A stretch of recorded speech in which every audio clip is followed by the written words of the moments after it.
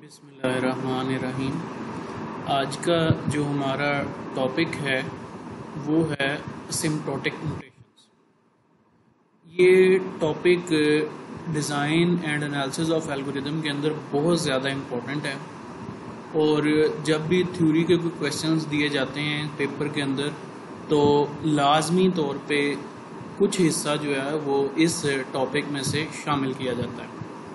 अगर मैं कहूँ कि ये टॉपिक जो है बेस पॉइंट है जहाँ से इस सब्जेक्ट को जनरेट किया गया, यानी हम जो एल्गोरिदम्स डिस्कस करते हैं या फिर उन्हें स्टडी करते हैं, उन्हें स्टडी करने की या डिस्कस करने की जो मेन रीज़न है वो ये असिम्प्टोटिक नोटेशंस है। अच्छा, मैं पहले इससे कि असिम्प्टोटिक नोटेशन को टॉपिकली डिस्कस करूं उससे पहले मैं आप लोगों को बताना चाहता हूं कि जब भी हम कोई भी प्रोग्राम लिखते हैं तो प्रोग्राम लिखते वक्त हमारे दो ऑब्जेक्टिव्स होते हैं। पहला ऑब्जेक्टिव जो है वो हमारा ये होता है कि हमारा प्रोग्राम जो है वो फास्ट होना चाहिए, यानी कम से कम टाइम के अंदर वो अपनी एग्जीक्यूशन जो है वो कंप्लीट करे। ठीक है जी, पहला ऑब्जेक्टिव तो हमारा ये हो गया। सेकंड ऑब्जेक्टिव जो है प्रोग्राम लिखते वक्त या प्रोग्राम की डेवलपमेंट के वक्त हमारा सेकंड ऑब्जेक्टिव जो है वो ये होता है कि हम जो प्रोग्राम लिख रहे हैं वो मेमोरी के अंदर यानी रैम के अंदर कम से कम स्पेस एलोकेट करें। अब अगर इन दोनों ऑब्जेक्टिव्स को देखा जाए तो ये दोनों ऑब्जेक्टिव्स एक्चुअल में हमारे सिस्टम की परफॉर्मेंस को बेहतर करने के लिए होते हैं। वो सिस्टम आपका कोई मोबाइल फ़ोन भी हो सकता है, आपका कोई लैपटॉप भी हो सकता है और आपका कोई कंप्यूटर भी हो सकता है। ये सिस्टम की परफॉर्मेंस को किस तरह से बेहतर करते हैं या किस तरह से इम्पैक्ट करते हैं, इसका सिंपल आंसर ये है कि अगर आपका प्रोग्राम फास्ट होगा और वो कम जगह रैम के अंदर कंज्यूम करेगा तो जाहिर सी बात है कि आपके प्रोग्राम के अलावा जो दूसरे प्रोग्राम्स हैं उन्हें भी ज़्यादा टाइम के लिए सीपीयू मिल सकेगा। ठीक है, यानी उन्हें ज़्यादा टाइम के लिए प्रोसेसिंग जो है वो मिल सकेगी और उनके पास भी स्पेस अवेलेबल होगी अगर वो रैम के अंदर अपना किसी किस्म का कोई भी डाटा जो है वो शेयर करना चाहते हैं। लेकिन अगर आप कोई ऐसा प्रोग्राम बना देते हैं कि जिसका प्रोसेसिंग टाइम जो है बहुत ज़्यादा है, वो बहुत ज़्यादा टाइम तक सीपीयू को मुकम्मल तौर में पास रखता है, तो उस सूरत में जो दूसरे प्रोग्राम्स यानी आपके कंप्यूटर के अंदर या आपके मोबाइल के अंदर बैकग्राउंड के अंदर रन हो रहे होंगे वो लैग करने लग जाएंगे, जिसकी वजह से सिस्टम जो है स्लो हो जाएगा। या फिर अगर आपका बनाया हुआ प्रोग्राम जो है वो रैम के अंदर बहुत ज़्यादा स्पेस एलोकेट करवा लेगा और बाकी किसी भी एप्लीकेशन के लिए या ऐप के लिए जगह नहीं बचेगी, तो ये एक प्रॉब्लम जो है हमारे सिस्टम के अंदर जनरेट करेगा। तो इस चीज़ को मैथमेटिकली हैंडल करने के लिए design and analysis of algorithm के अंदर एक टॉपिक जो है वो डिस्कस किया जाता है जिसे हम असिम्प्टोटिक नोटेशन कहते हैं। असिम्प्टोटिक नोटेशन को अगर सिंपल वर्ड्स में कहूँ तो ये किसी भी प्रोग्राम के लिए अपर और लोअर बाउंड जो है वो सेट करती है। अपर और लोअर बाउंड से क्या मुराद है, फिलहाल जो उनसे कहते हैं हम लोग इसे टाइम कॉम्प्लेक्सिटी के हवाले से डिस्कस करेंगे, यानी कि हम टाइम को कंसिडर करेंगे कि हमारा प्रोग्राम जो है वो कम से कम टाइम जो है वो ले, उस हिसाब से जो है हम डिस्कस करेंगे। अच्छा जी, अब मैं बता रहा था अपर और लोअर बाउंड के बारे में। अच्छा जी, जब हम अपर और लोअर बाउंड के बारे में बात करते हैं तो असिम्प्टोटिक नोटेशन जो है वो हमें एक मैथमेटिकल ग्राफ या मैथमेटिकल नोटेशन जो है प्रोवाइड करती है।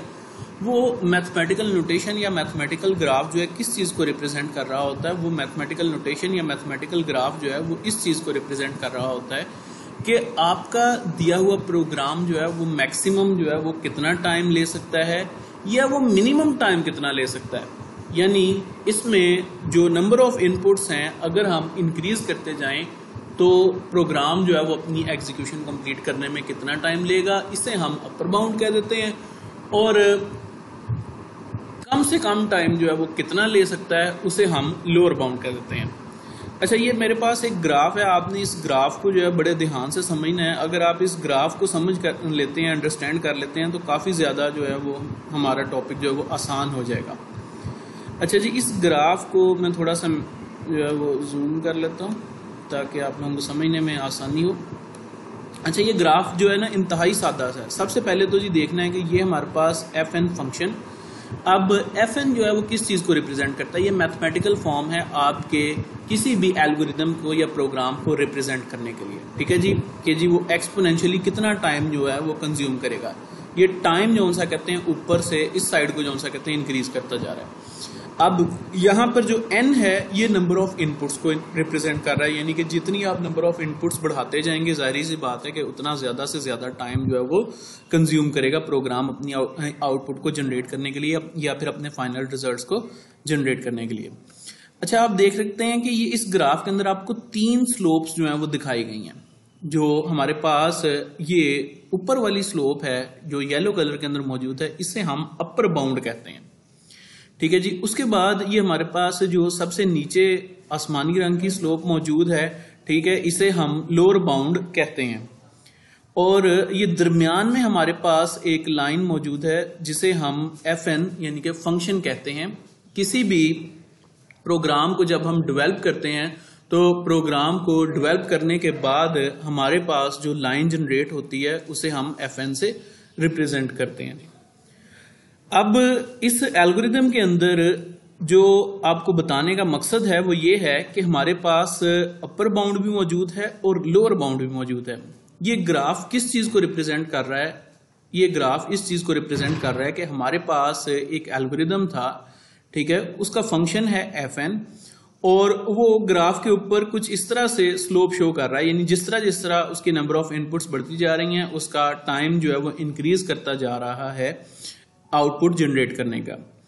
अब इस ग्राफ में अपर और लोअर बाउंड जो है वो इस चीज को डिसाइड कर रही है कि अगर आप नंबर ऑफ इनपुट्स बढ़ाते जाएं तो कभी भी ये एल्गोरिदम जो है इस ऊपर वाली लाइन को क्रॉस नहीं करेगा, यानी अपर बाउंड को क्रॉस नहीं करेगा। अपर बाउंड को क्रॉस करने से क्या मुराद है कि वो कभी भी इससे ज्यादा टाइम जो है वो कंज्यूम नहीं करेगा, ठीक है। और उसके बाद जो ये नीचे वाली लाइन मौजूद है ये इस चीज को रिप्रेजेंट करती है कि इससे कम टाइम जो है वो कंज्यूम नहीं होगा। इसकी सादा एग्जांपल मैं आप लोगों को देता हूं कि आप फर्ज कर लें कि आप कहते हैं कि जी हमने यहाँ से समुद्री से जो है वो लाहौर जाना है, ठीक है। आपका दोस्त आपसे पूछता है कि जी हमें मैक्सिमम टाइम कितना लग सकता है, ठीक है जी। आप कहते हैं जी हमें मैक्सिमम टाइम जी 3 घंटे लग सकते हैं। वो आपसे पूछता है जी अब हमें मिनिमम टाइम जो सा कहते हैं कितना लग सकता है। आप कहते हैं जी मिनिमम टाइम जो है वो 2.5 घंटे लग सकते हैं। यानी आप उसे एक अपर बाउंड प्रोवाइड कर रहे हैं और एक लोअर बाउंड प्रोवाइड कर रहे हैं।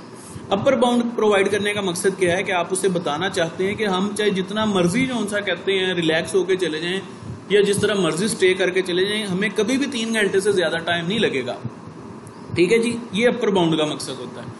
इसी तरह जब आप उसे मिनिमम टाइम बताते हैं तो इसका मतलब है कि आप उसे लोअर बाउंड बताते हैं, यानी आप उसे बताते हैं कि हम चाहे जितनी मर्जी फास्ट ड्राइव करके चले जाएं, चाहे जो मर्जी कर लें, शॉर्टकट्स भी ले लें, ठीक है, हमें 2.5 घंटे से कौन सा कहते हैं ज्यादा ही टाइम लगेगा, 2.5 घंटे से कम टाइम नहीं लग सकता। इसी तरह ये ग्राफ जो सा कहते हैं आपको एक अपर बाउंड प्रोवाइड करता है और एक लोअर बाउंड प्रोवाइड करता है। ये इसके दरमियान में जो सा कहते हैं आपका फंक्शन जो है वो एग्जिस्ट करता है, यानी कि आपका एल्गोरिदम जो है वो अपनी वर्किंग परफॉर्म कर रहा है, ठीक है, जिसे हम व्हाइट लाइन से रिप्रेजेंट कर रहे हैं। इसका मतलब है कि ये व्हाइट लाइन जो है कभी भी जो सा कहते हैं अपर बाउंड को भी क्रॉस नहीं कर सकती, इसी तरह ये लोअर बाउंड को क्रॉस भी नहीं कर सकती। अपर बाउंड को क्रॉस ना करने से मुराद ये है कि ये कभी भी जो सा कहते हैं इस सेट अमाउंट ऑफ टाइम से ज्यादा टाइम नहीं ले सकती और इस सेट अमाउंट ऑफ टाइम से मिनिमम टाइम नहीं ले सकती जी। उम्मीद है कि ये आपको समझ आ गया होगा। अब आ जाते हैं जी इसकी मैथमेटिकल फॉर्म के ऊपर। अच्छा जी, हम इस अपर और लोअर बाउंड को थीटा जी ऑफ एन से रिप्रेजेंट करते हैं। ये दोनों जो बाउंड्स हैं, बाउंड्रीज मिलके हमारे पास मैथमेटिकल फॉर्म में थीटा जी ऑफ एन कहलाती हैं जी, ठीक है जी। उसके बाद हमारी जो ये व्हाइट लाइन है, ठीक है, जो हमारा फंक्शन है या हमारा जो एल्गोरिदम है, इसे हम एफ एन से रिप्रेजेंट करते हैं। अब मैथमेटिकल फॉर्म में वो क्या कह रहा है कि जी थीटा जी ऑफ एन किसके इक्वल है जी, F N there exist a positive constant C1 and C2 and N naught such that, ठीक है जी। हमारा जो फंक्शन है वो कहीं पे इन 2 लाइनों के दरमियान में एग्जिस्ट करता है। अलबत्ता कुछ कांस्टेंट्स हैं जो कि इसकी फंक्शन की एग्जिस्टेंस के ऊपर जो है वो कुछ हद तक इम्पैक्ट रखते हैं, लेकिन एक खास हद से ज्यादा इम्पैक्ट जो है वो नहीं रखते। उसके बाद हम इसे मैथमेटिकल फॉर्म में जो है इस तरह से लिखते हैं कि एफ एन हमारा फंक्शन जो है वो कभी भी जो सा कहते हैं, अच्छा जी यहां पर हमने लिखा जी F N function that is always greater than C1GN। अब C1GN किस चीज को रिप्रेजेंट कर रहा है जी, ये C1GN रिप्रेजेंट कर रहा है जी हमारी लोअर बाउंड को, और इसी तरह यहाँ पर C2GN जो है वो रिप्रेजेंट कर रहा है हमारी अपर बाउंड को।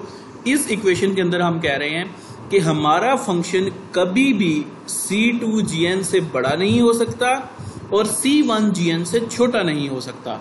यानी इससे मुराद क्या है कि हमारा जो फंक्शन है यानी कि वो दरमियान वाली लाइन है वो कभी भी ऊपर वाली बाउंड्री को भी क्रॉस नहीं कर सकती। ये ऊपर वाली बाउंड्री है जिसे हम C2G कहते हैं, और ये हमारी लोअर बाउंड्री है जिसे हम C1G कहते हैं। यानी कि हमारा फंक्शन जो है ना तो वो अपर बाउंड को क्रॉस कर सकता है और ना ही वो लोअर बाउंड को क्रॉस कर सकता है, वो बल्कि इनके दरमियान में कहीं पर रिप्रेजेंट करता है।